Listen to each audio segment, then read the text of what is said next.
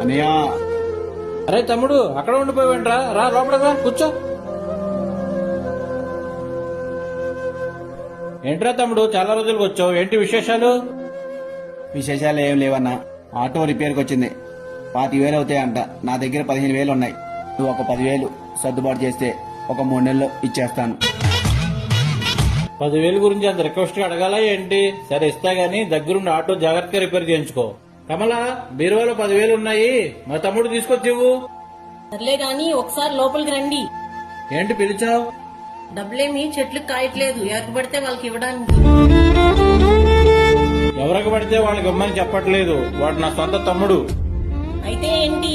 అయితే ఏంటంటావేంటి? వాడిని చూసుకోవాల్సిన బాధ్యత మనదే. మా అమ్మ పోతూ పోతూ చివరి క్షణాల్లో వాడిని నా చేతుల్లో పెట్టి, అరే తమ్ముడిని జాగ్రత్తగా చూసుకోరా, అసలు అవుటివాడు అని చెప్పి కన్ను మూసింది. కానీ ఎప్పుడు వాడు నా దగ్గర రూపాయి ఆశించలేదు, అప్పుగానే తీసుకున్నాడే తప్ప. నోరు మూసుకొని వెళ్లి డబ్బులు తీసుకొచ్చి ఇవ్వు మా తమ్ముడికి.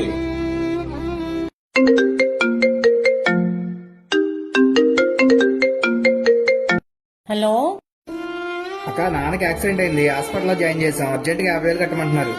అవునా? నువ్వు కంగారు పడు మాకు, నేను బావని అడిగి తీసుకొస్తాను. ఏమైంది కమలా, కంగారు పడుతున్నావు? ఏమైంది? మా నాన్నకి యాక్సిడెంట్ అయిందంటండి, హాస్పిటల్లో అర్జెంట్ గా 50,000 కట్టాలంట. ఏంటి వదిన, ఎవరికి యాక్సిడెంట్ అంటున్నారు? మా నాన్నకి యాక్సిడెంట్ అయిందంట అయ్యా, హాస్పిటల్లో జాయిన్ చేశారు. అవునా? నా దగ్గర 15,000 ఉన్నాయి. మందులు ఖర్చుకైనా ఉపయోగపడతాయి. వెళ్ళండి వదిన హాస్పిటల్కి.